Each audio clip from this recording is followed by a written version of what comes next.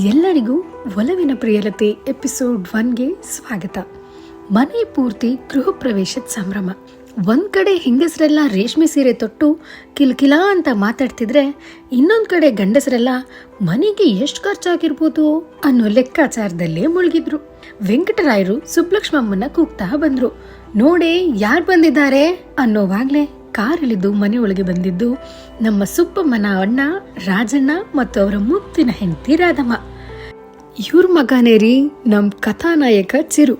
ಹೇಗಿದ್ಯಣ್ಣ, ಬನ್ನಿ ಅದ್ಕೆ ಅಂತ ಬಂದವರನ್ನ ಮಾತಾಡ್ಸಿದ್ ಸುಬ್ಬಮ್ಮ, ಚಿರು ಬಂದಿಲ್ವಾ ಅಂತ ಕೇಳೋ ಅಷ್ಟರಲ್ಲೇ ಬಿಳಿ ಪಂಚೆ ಬಿಳಿ ಅಂಗಿ ತೊಟ್ಟು ಬಂದ್ ಕೂಡ್ಲೆ ಅವ್ರ ಅತ್ತೆ ಮಾವನ ಕಾಲಿಗೆ ಬಿದ್ದು, ಹೇಗಿದ್ದೀರಾ ಅತ್ತೆ, ಚೆನ್ನಾಗಿದ್ದೀರಾ ಮಾವ ಅಂತ ಕೇಳ್ದ ನಮ್ ಹೀರೋ.